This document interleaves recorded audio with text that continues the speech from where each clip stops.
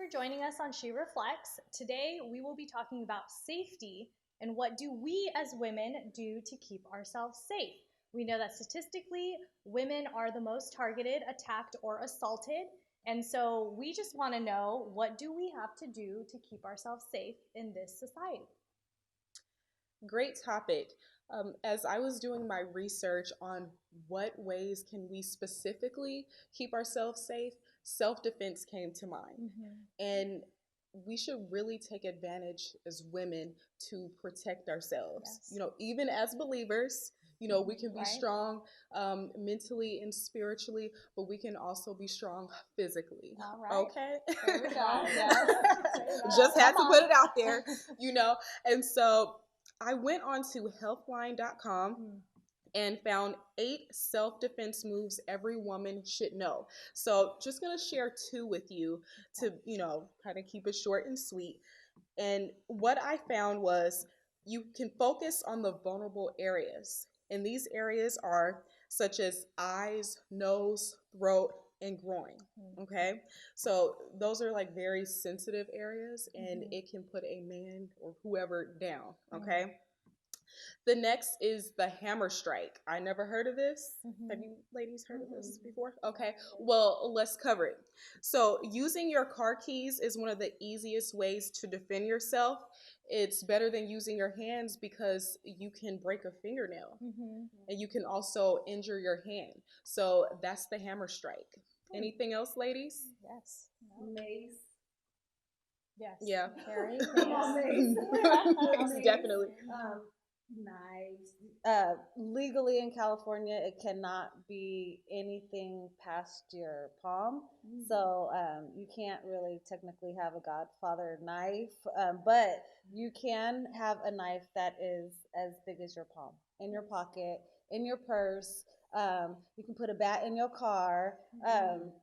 Take some self-defense, like Jatara said, those classes. They usually offer free ones too if you reach out to community. Sometimes they'll have free services for you to take them. I know I personally, in my college classes, in my college days, I did a kickboxing class. He was a taekwondo instructor, so he taught us self-defense for one of our sessions. So for free, I learned self-defense stuff. Awesome. Going on with that, I would like to say, know your emergency contacts. A lot of us are very, we're a phone generation, right?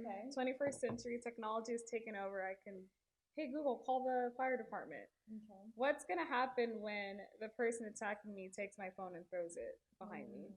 What's gonna happen when I fall asleep on the train, I wake up somewhere, my phone's at 1% and dies when I'm trying to dial? Being safe and being aware means knowing your surroundings, keeping stuff mentally packed, so that way you're able to reach out to someone who can help you.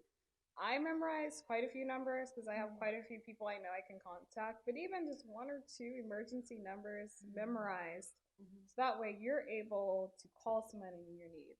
Also, if you do have your phone on you, say you end up in an ambulance or in the hospital, put ICE, next to your emergency contacts. This lets paramedics or anyone saving you know who to contact, so they're not scrolling through, seeing your little emoji names and all that. Put ICE next to those emergency contacts. They'll know that means in case of emergency. They'll know, oh, that says work ICE. I can call their work number and get an emergency contact. Or dad ICE. That's her father. I can call that person. They'll have reliable people to reach out to, so in case you're in trouble, they can get you some help. It's good. I like that. I would have never thought of the ICE. In case of an emergency, so yeah, put that behind a lot of numbers and then memorize more than just one number that I know. Memorizing in 2019 has saved me quite a few times That's because my phone will die and I'm lost or I don't know exactly where I'm at. And it takes, you in kindergarten, elementary school, we had to learn phone numbers, right? Same still applies today. Right.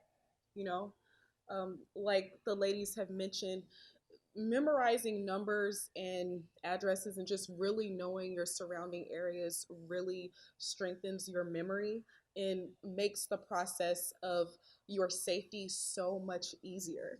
You know, if you're familiar with it, well, it will be a process of smoothness for everyone. Right. You know, you already go through enough regarding safety, and so just for you being aware, for example, like not walking and texting, you know, that can Yes. also help you be more aware of your surroundings. Just because you may live in a safe or semi-safe area doesn't mean that everyone there wants to practice safety. Some people have a different agenda. So it's just great that you use the mind that God gave you to still be aware. You know, we rely on Him for protection. Right. At the same time, He has shown us in so many ways and given us examples of how people have not paid attention. You know, just thinking like, well, you know, I live in this great neighborhood, so I'm fine. And then, you know, you get kidnapped. Those are some of the most vulnerable people. But when you have a sense of street smart, you know, street sensitivity, well, then you know exactly what to expect. Correct. Yeah. It's true. Oh, and even with knowing your surroundings, and being aware, be aware of timing too. Yeah. Especially now that we're going into the holidays, don't go shopping at nighttime. Don't do all your stuff at night when it's dark. Sometimes streetlights don't work. You know, sometimes people know when to plan for that. The people who are committing these crimes, they know when to expect and what to expect and what to look for. So you can't just assume that they're blindly going into something. Knowing where your car is parked, taking a picture. I do that sometimes. I'll take a picture if I'm in a big mall of where I'm parked at, what's next to me, so that way I know exactly where I need to go. Where is the emergency exit? Being aware of your surroundings, being aware of timing. I won't go shopping past 6 or 7 o'clock at night when it starts to get dark. If I do, I go with a group of people. Yeah. Right. Park if you can away from vans and away from, you know, suspicious looking cars. Right. But also park underneath that street light if you do have to go shopping at night. Parking somewhere bright, parking closer to the store instead of far away. So you have an outlet. It's always about making sure you have some sort of outlet or some sort of place where it's public and people can see you. You're not just relying on yourself, but you also have some witnesses. Well, I've also found that when you actually look someone in the eye, they tend not to harm you. That's a bold person if they do, but no, real talk, they are. But 9 times out of 10, if you look people in the eye when you're walking by, you can identify, because they may be so clever and say, "Hey, how you doing? You look nice today." And then all of a sudden, they're in that parking lot. "Hey, how you doing? You look nice today." Your guard is now down, and then all of a sudden, you're taken. Yeah. So look people in the eye. Stop looking down. Stop being so self-absorbed, and literally watch your surroundings. It scared the heck out of me, and I had to tell the ladies. I took a friend's child to school. She is a senior.